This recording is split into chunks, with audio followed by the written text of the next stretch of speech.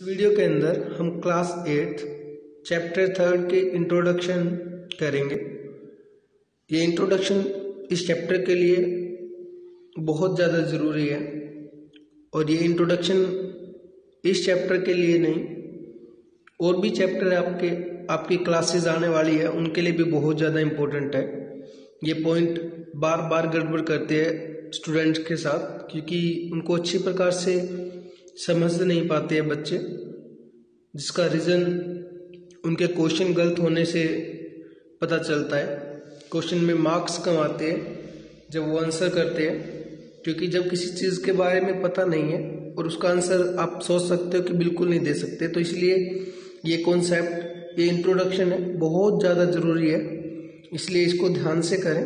जो जो पॉइंट आपको बताए जा रहे हैं उनको अपनी कॉपी के अंदर नोट करें, और वीडियो एक बार में ना समझ में आई तो दोबारा देखें, क्योंकि रीज़न उसका ये हो सकता है कि वीडियो ना समझ में आने का, क्योंकि आप इन पॉइंटों से फर्स्ट टाइम वाकिफ़ हो। शायद कुछ पॉइंट तो है जिनको आप जानते हो पहले से, बट कुछ ऐसे इंट्रोडक्शन के अंदर पॉइंट आएंगे जिनको आप पहली बार जानोगे। सो इसलिए ना समझ आने के कारण यही हो सकता है, और वीडियो दोबारा देखने से आपके डाउट क्लियर हो जाएंगे। फर्स्ट पॉइंट की बात करें, पॉइंट क्या होता है? A point is an exact position और location on a plane surface. जो पॉइंट होता है वो किसी भी प्लेन के ऊपर एग्जैक्ट पोजीशन और लोकेशन बताने के लिए इसका यूज किया जाता है। और जो पॉइंट होता है, no length, no breadth, no height. Point की नो तो लेंथ होती है, ना ब्रेथ होती है, और ना ही हाइट होती है। उसके बाद जो पॉइंट होता है वो एक जियोमेट्रिक लोकेशन होती है। जियोमेट्रिक मतलब कि मैथमेटिकली रिप्रेजेंट करने के लिए। अगर मैं आपको बताऊं,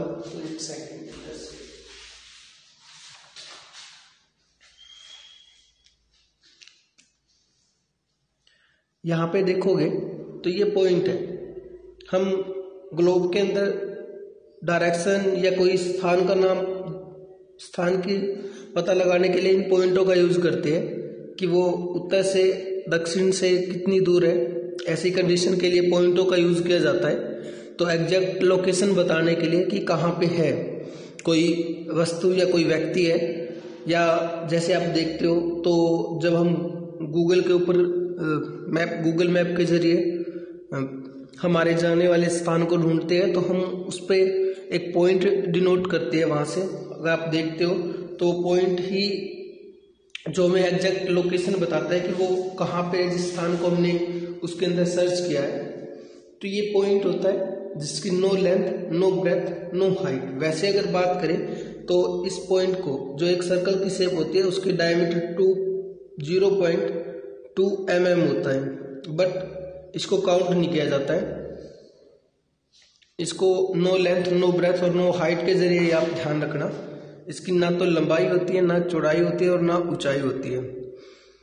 ठीक है। और एग्जैक्ट लोकेशन के लिए, एक जियोमेट्रिक रिप्रेजेंटेशन के लिए है ये। उसके बाद बारी आती है लाइन की। लाइन क्या होती है? Line is a straight. जो लाइन होती है वो स्ट्रेट होती है। दूसरा है नो बैंड, कोई बैंड नहीं होता उसके अंदर। बैंड की बात की जाए तो ये लाइन नहीं कहलाएगी जो मैंने अभी आपके सामने बनाई है। उसके बाद अगर हम ध्यान से देखें यहाँ से, तो लाइन बिल्कुल स्ट्रेट होती है। कैसे भी हो सकती है, ये भी लाइन है, सीधी स्ट्रेट होनी जरूरी है। नो बैंड उसके अंदर बिल्कुल नहीं होना चाहिए। दूसरी बात है नो ब्रेथ इसकी नहीं होती है लाइन की। किसी भी लाइन की ब्रेथ नहीं होती है। हाँ, लेंथ जरूर होती है कि वो कहाँ से कहाँ तक। सेकंड, लेंथ होती का मतलब ये है कि वो लंबाई में जरूर है, बट हम इसको कभी माप नहीं सकते हैं, क्योंकि लाइन की खासियत ये होती है कि ये दोनों डायरेक्शन में चलती है। और सिंपल सी बात ये है कि जो मैंने इसके ऊपर बनाई है ये लाइन इस पेपर के ऊपर, ये गलत है, क्योंकि जो लाइन है उसको हम रिप्रेजेंट नहीं कर सकते हैं। ये आपको दिखाने के लिए और समझाने के लिए। जो पेपर के ऊपर हम इसको बिल्कुल भी कंट्रोल नहीं कर सकते, क्योंकि लाइन कभी रुकती नहीं है, दोनों डायरेक्शन में चलती है। 2 डायरेक्शन होती है, वो डायरेक्शन उसके ऊपर डिपेंड करती है कि लाइन ऐसे बनी है तो अपर और लोअर पार्ट वाली डायरेक्शन होगी, अगर ऐसे बनाओगे तो फिर हमारी ईस्ट और वेस्ट वाली डायरेक्शन होगी। तो ये दो डायरेक्शन होती है, एक लाइन की बात कर रहा हूँ मैं। और ये जब लाइन होती है दोनों डायरेक्शन में चलती है तो इसलिए हम इसको कभी माप नहीं सकते हैं। नो डेफिनेट लेंथ, कोई डेफिनेट लेंथ नहीं होती है। उसके बाद ये दोनों साइड चलती है विदाउट एंड, कोई एंड नहीं होता है इसका, दोनों तरफ बढ़ती रहती है। ये लाइन की खासियत होती है। और इसको रिप्रेजेंट करने के लिए ये हमारे पास ये सिंबल होता है। जिस भी लाइन को सपोज करो ए बी कोई लाइन है, उसके ऊपर ये सिंबल लगा देंगे तो किसको रिप्रेजेंट करेगा, जो लाइन को रिप्रेजेंट करेगा। ये लाइन की इम्पोर्टेंट डिटेलिंग है जो मैंने आपको बताई है अभी। उसके बाद बारी आती है रे। रे जो होती है वो एक लाइन का एक पार्ट होती है। रे की बात करें, रे जो है वो एक लाइन का पार्ट है। बस इसकी खासियत ये होती है कि लाइन के अंदर कोई एंड पॉइंट नहीं होता है, उसको हम माप नहीं सकते हैं, वो दोनों तरफ चलती है, ये उसकी खासियत होती है। बट रे की खासियत बताई तो उसके अंदर एक एंड पॉइंट होता है और एक एंड पॉइंट नहीं होता है। दोनों बात एक ही बात क्लियर कर रहे हैं, दो में से उसका एक एंड पॉइंट होता है। रे को भी हम कॉपी के ऊपर या पेज के ऊपर नहीं बना सकते, लेकिन रिप्रेजेंट करने के लिए, आपको समझाने के लिए मैंने इसको ऐसे बनाया है, क्योंकि इनको हम कंट्रोल नहीं कर सकते। ये चलती रहती है, कितनी चलेगी कोई पता नहीं है, चलती रहती है। बस ये खासियत है इसकी। बस इसकी खासियत एक ये भी है कि इसका एक एंड पॉइंट होता है और एक एंड पॉइंट नहीं होता है। इसको माप सकते हैं? नो, कभी नहीं माप सकते इसको। ये होती है रे। अगर और इसके अंदर देखें तो वन एंड पॉइंट हो गया, नो बैंड। क्योंकि आपको मैंने पहले ही बोला कि जो रे होती है वो एक लाइन का पार्ट होती है, और लाइन मैंने बोला था लाइन स्ट्रेट होती है, उसके अंदर कोई बैंड नहीं होता। तो इसके अंदर भी कोई बैंड होने के चांस नहीं है। नो थिकनेस मतलब इसकी कोई मोटाई नहीं होती, क्योंकि लाइन का ही पार्ट है। लाइन की मोटाई नहीं होती है, लंबाई जरूर होती है। कितनी लंबाई होती है, क्योंकि लाइन है दोनों डायरेक्शन में चलती है, लंबाई के ऊपर हम इसकी बात नहीं कर सकते, लेकिन हाँ मोटाई नहीं होती है। दूसरी बात करें, ये भी वही है, it can exact infinity in one direction. ये मतलब जो दोनों एक्सटेंड करती है, ये एक्सटेंड करती है एक डायरेक्शन के अंदर, और इन्फिनिटी हम उसको बता नहीं सकते कितनी, इन्फिनिटी चलती रहती है। इन्फिनिटी का मतलब होता है दूर की वैल्यू की बात करते हैं हम। और इसको रिप्रेजेंट करने के लिए, जैसे लाइन के ऊपर रिप्रेजेंट करने के लिए ए बी के ऊपर दो एरो वाली लाइन लगाई हमने, ऐसे ही जो ए बी अगर रे शो करना हमने, तो उसके लिए हम उसके ऊपर ऐसे करके और एक एरो वाला निशान लगा देंगे। ये रे को रिप्रेजेंट करता है कि ए बी एक रे है। तो इस प्रकार से लाइन, पॉइंट और रे के बारे में हमने जाना। आगे कुछ और पॉइंट है जिनके बारे में हम जानेंगे। सेकंड बात करें तो यहाँ पे आ जाता है लाइन सेगमेंट।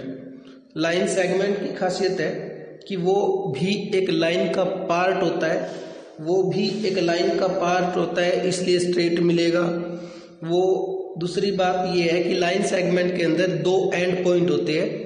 लाइन सेगमेंट के अंदर ये पार्ट ऑफ लाइन हो गया। सेकंड, टू एंड पॉइंट, इसके अंदर दो एंड पॉइंट होते हैं। हाँ, इसको हम माप सकते हैं, क्योंकि ये इन दो पॉइंट से बाहर नहीं जाएगा। अब वो दो पॉइंट कितने भी हो सकते हैं, 100 किलोमीटर, 1000 किलोमीटर, 5 किलोमीटर, जो भी है हम उसको माप सकते हैं। बट लाइन को माप नहीं सकते। ये लाइन का एक पार्ट है, एक हिस्सा है, जिसके दो एंड पॉइंट होते हैं, इससे आगे जाएगा, इससे आगे जाएगा।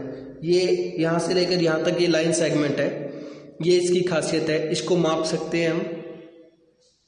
और इधर टू एंड पॉइंट आगे डेफिनेट लेंथ का मतलब जिसको हम माप सकते हैं वो डेफिनेट लेंथ होती है। और इसको रिप्रेजेंट करने के लिए कि कोई ये लाइन है कि नहीं है, अभी तो मैंने आपको समझा दिया लाइन सेगमेंट। बट आपको मैथ के अंदर जैसे जैसे आप बड़ी क्लासेस के अंदर जाओगे, आपको वो लाइन सेगमेंट बार बार नहीं बोलेगा। आपको ऐसे कोई दो कैपिटल लेटर ले लेगा ABC के, तो उनको ऊपर ऐसे निशान दे देगा आपको, जो आपको पहचानने होंगे कि ये किसको शो करे, रे को शो कर रही है, लाइन को शो करे, लाइन सेगमेंट को शो कर रही है। तो आप याद रखना कि जब एरो के निशान ना हो और AB दे रखा है, इसके ऊपर ये सिंपल लाइन सी ड्रॉ कर रखी है, तो ये किसको रिप्रेजेंट कर रही है, लाइन सेगमेंट को रिप्रेजेंट कर रही है। अब आगे बारी आती है एंगल की। एंगल क्या होता है? इज फॉर्मेड बाय टू रे विद कॉमन एंड पॉइंट। जो एंगल होता है वो दो रे के जरिए बना होता है, और वे दो रे जिनका कॉमन एंड पॉइंट होता है। एंड पॉइंट जो होता है कॉमन होता है, बाकी वो चलती रहती है, ये चलती रहती है, ठीक है, ये रुकेगी नहीं। इसको ऐसे करके शो करेंगे। तो ये जो बीच में जो ये बना है, ये पोर्शन जो बना है, ये एंगल कहलाता है। तो एक बार फिर देख लो क्या चीज कह रहा हूं मैं, कि इज फॉर्मेट बाय टू रे। ये जो एंगल होता है वो फॉर्मेट, वो बना होता है किन से? दो रे से, जिनका जो एंड पॉइंट है वो कॉमन होता है। दो रे है, एक ये रे है और एक ये रे की खासियत मैंने बता दी कि इसका एक एंड पॉइंट होता है, और यहाँ पे दो रे की बात करें कि तो दोनों जो रे है उनका एंड पॉइंट है वो कॉमन है, ये सेम दोनों का। और ये जो बीच का पोर्शन मैंने बताया आपको, ये क्या है? ये एंगल कहलाता है हमारा, ये शो कर रखा मैंने इधर भी। उसके बाद आता है सरफेस है। सरफेस क्या होता है? Surface the outside layer of an object, किसी भी ऑब्जेक्ट की आउटसाइड लेयर। आउटसाइड लेयर का मतलब कि आपको ये क्या दिखाई दे रहा है? इस पे इसका सामने वाला हिस्सा जो आपको दिखाई दे, जो आपके सामने, वो सरफेस कहलाता है। ये सामने वाला हिस्सा सरफेस कहलाता है। मैं सारे की बात नहीं कर रहा हूँ गोलाई की, मैं जो आपके सामने है वो सरफेस होता है। तो ये जो आपको दिखाई दे रहा है ये पेज, ये सरफेस, कोई भी सरफेस की बात करते हैं। और प्लेन क्या होता है? जिसमें कोई उबड़ खाबड़ ना आए। तो पहले इसके और दे रखा है, it has area but no thickness. इसकी भी कोई मोटाई नहीं होती है, बस एरिया जरूर होता है। It is A two dimensional. Surface के लिए दो डायमेंशनल होनी जरूरी है। दो डायमेंशनल का मतलब कि ये दो डायमेंशन 2D जिसको बोलते हैं हम, ये होगी। ये सारे के सारे क्या है? सरफेस में आते हैं, जिनका हम एरिया आसानी से निकाल सकते हैं। ये वाले आगे जो, ठीक है, 2 डायमेंशनल। अब आ रहती है, अब अगर आगे बात करें तो प्लेन की। प्लेन क्या होता है? A plane is a flat surface. Flat surface का मतलब क्या हो गया कि आपने देखा होगा जो A4 साइज पेपर है वो प्लेन होता है। ये प्लेन की बात कर रहा है, ठीक है, मतलब कोई उबड़ खाबड़ जगह नहीं होनी चाहिए उसके अंदर, वो होती है प्लेन। नो थिकनेस, उसकी कोई मोटाई नहीं होती है, ठीक है। एक्सटेंड फॉर एवर, वो दोनों तरफ बढ़ती है, प्लेन की खासियत। जैसे उसके बाद कैपिटल लेटर से इसको रिप्रेजेंट किया जाता है, ये खासियत है। प्लेन जो आपको दिखाई देता है हिस्सा, सॉरी सरफेस जो दिखाई देता है, प्लेन जिसमें कोई उबड़ खाबड़ जगह न हो, फ्लैट हो, बिल्कुल दोनों तरफ हो। नो थिकनेस, उसकी कोई मोटाई नहीं होती है, ठीक है, ये प्लेन होता है। जैसे मैं इस पेज की बात करूं, ये जो पेज है ये प्लेन है, इसमें कोई उबड़ खाबड़ के चांस नहीं है, तो इसलिए इसको प्लेन भी बोल सकते हैं हम। और प्लेन सरफेस की बात की जाए तो प्लेन सरफेस तो बिल्कुल जो A4 साइज है वो एक प्लेन सरफेस ही है, प्लेन सरफेस, ठीक है। आगे कुछ और पॉइंट है इसके जो हम देखते हैं कि क्या चीज है उनके अंदर।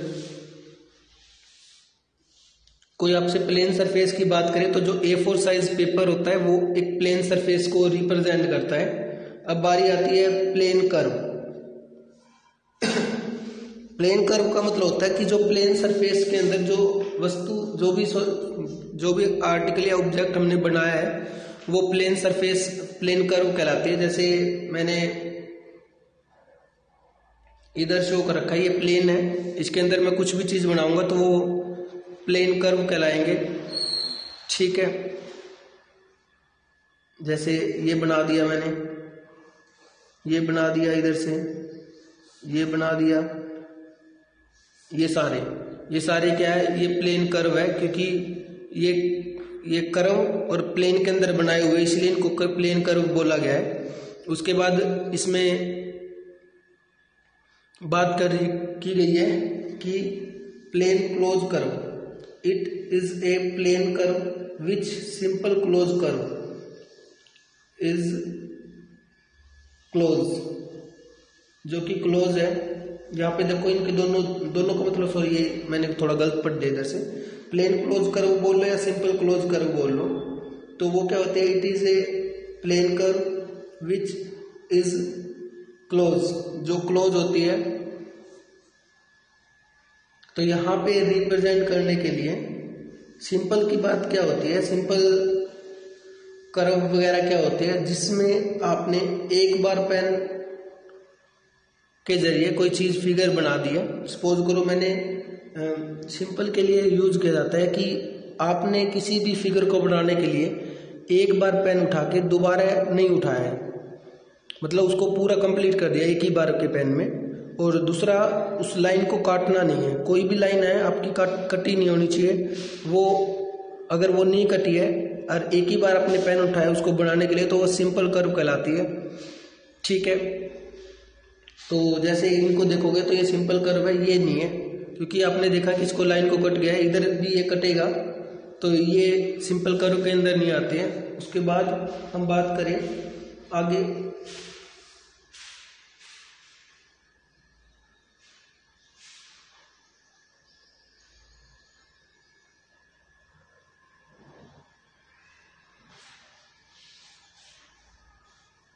पॉलीगन।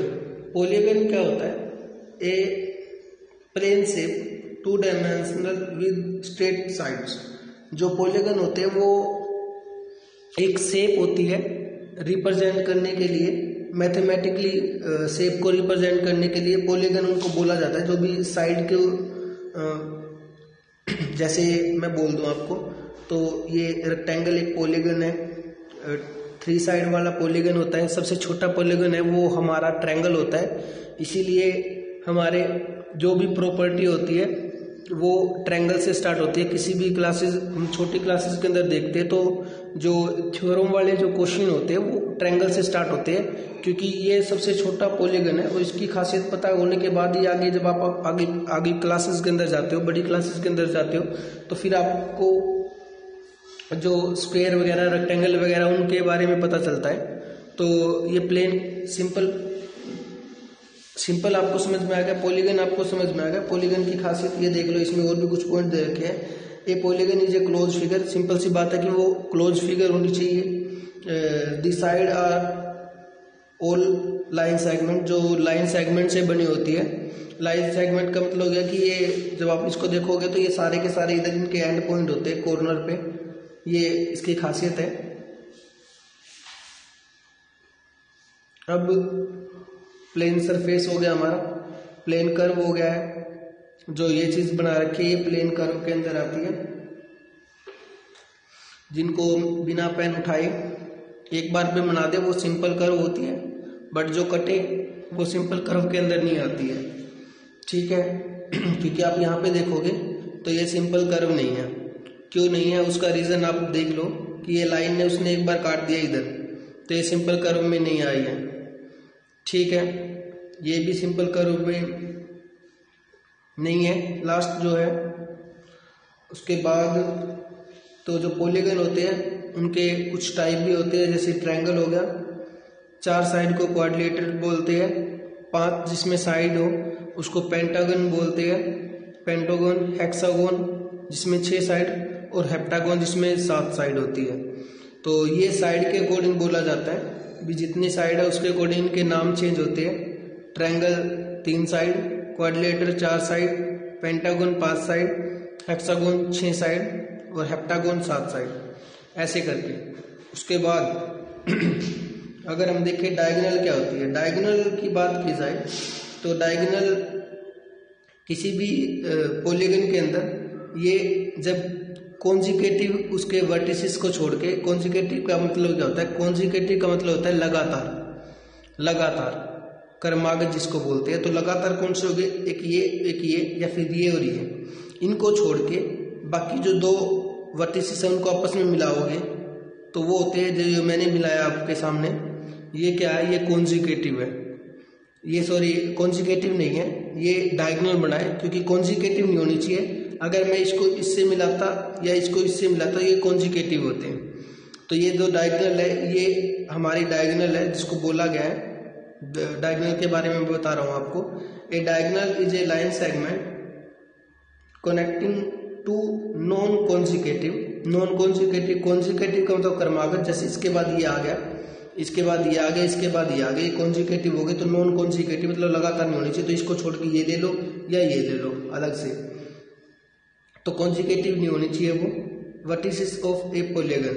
तो ये होते हैं वर्टिसेस ऑफ ए पॉलीगन होते हैं, वो डायगोनल होते हैं। तो एक ये हो गया, एक ये हो गया, कॉन्जिक्यूटिव बिल्कुल भी नहीं है, इनके बीच में एक इस साइड आ गया, एक इस साइड आ गया, इसलिए इसको नॉन कॉन्जिक्यूटिव बोला गया है। और ये जो मिलाएंगे हम, ये आपके सामने डायगोनल आई है। ऐसे ही इसके अंदर ये डायगोनल है, ये भी डायगोनल है, ये भी डायगोनल है, इसको इससे मिला सकते हैं हम, ठीक है, लेकिन इसको इससे नहीं मिला सकते हम, ना इसको इससे ना मिलेगा, ये इधर से डायगोनल शो नहीं होगी, मिल तो जाएगा लेकिन डायगोनल शो नहीं होगी। तो ये डायगोनल की खासियत है। उसके बाद कन्वेक्स। कन्वेक्स और कनकेव का मतलब क्या होता है? जब भी हम किसी फिगर के अंदर, मैं फिर बता रहा हूँ, कनकेव की बात कर रहा हूँ, जब भी कोई फिगर बनाते हैं और उसके कोई भी डायगोनल अगर उसके बाहर आता है, उस फिगर से बाहर आए, तो इसका मतलब वो कनकेव है। अगर बाहर ना आए तो इसका मतलब वो कन्वेक्स है। आप कोई भी डायगोनल बना लो, कोई भी डायगोनल बना लो इसके अंदर, वो इससे बाहर नहीं आएगा। इसकी खासियत ये देख लो, कोई भी डायगोनल बनाया मैंने, कोई सारे के सारे, जैसे मैंने इधर 4 ही शो करे, वैसे और भी बन जाएंगे इसके अंदर। तो इनमें से कोई भी डायगोनल है या और भी आप बनाओगे, देख लो आपके जो माइंड के अंदर आ रहा है इस फिगर के अनुसार, तो वो इससे बाहर नहीं आएगा। तो ये क्या है हमारा, ये कनकेव होगा, ठीक है। दूसरा, आगे सिंपल सी बात में बोलते हैं कि इसका कोई भी हिस्सा अंदर की तरफ नहीं होना चाहिए किसी भी फिगर का। तो आप देख लो जितने भी फिगर है उसका कोई भी हिस्सा है वो अंदर की तरफ नहीं है। और सेकंड प्रॉपर्टी अगर आपने याद रखना है तो आप देख लो, जब डायगोनल आप बनाओगे तो उसका जो डायगोनल है वो अंदर की तरफ नहीं होना चाहिए, उसका डायगोनल का कोई भी हिस्सा बाहर नहीं होना चाहिए या बाहर नहीं दिखाई देना चाहिए। अच्छा, इसमें आप देख लो, जब भी आप कोई डायगोनल बनाओगे तो आपको दिखाई दे रहा है, जब मैं इसको इससे मिलाऊंगा तो ये बाहर आ गया। अच्छा, इसको इससे मिलाऊंगा तो ये तो अंदर आ गया, इसकी तो कोई दिक्कत नहीं है। बट इनमें से 2 चीजें हैं, 2 डायगोनल है वो बाहर आ रहे हैं। तो मैंने बोला एक भी पोर्शन है उसका बाहर नहीं आना चाहिए, तो हम इसको क्या बोलते हैं, कन्वेक्स। और बाहर आए तो कनकेव, ये खासियत है। अब इसमें देख लो सारे अंदर आ जाएंगे, लेकिन जब आप इसको बनाओगे, जिसको मैं डेविड से बना रहा हूँ, तो ये क्या हो जाएगा, ये कौन सी कैटेगरी में आ जाएगा, हमारा कनकेव की कैटेगरी में आ जाएगा। इसमें भी अंदर की तरफ जो बनेंगे वो बन जाएंगे। बट जब आप इसको मिलाओगे, क्योंकि ये कॉन्जिक्यूटिव नहीं है वर्टिसेस, और इनको मिलाओगे तो ये क्या हो जाएगा, बाहर आ गया इसका एक पोर्शन, ये कनकेव में आ गया। अब लास्ट जो पॉइंट है हमारा रेगुलर पॉलीगन। रेगुलर पॉलीगन का मतलब होता है कि जिसकी एंगल और साइड तीनों सेम हो, मतलब दोनों सेम हो, बट सारे के सारे एंगल सेम हो और साइड भी है वो भी सेम हो, तो वो होता है रेगुलर पॉलीगन। इरेगुलर पॉलीगन कोई भी एक साइड और कोई भी एक एंगल, जितनी भी साइड दी गई है या एंगल दिए गए उनसे अलग होना जरूरी है, उसको ही हम इरेगुलर पॉलीगन बोलते हैं। तो ये कुछ कॉन्सेप्ट है, आपने यही लर्न करने और अपनी कॉपी के ऊपर लिखने हैं सफाई से। उसके बाद आगे का जो चैप्टर एक्सरसाइज है वो हम अगली वीडियो के अंदर करेंगे। सो जय हिंद, जय भारत।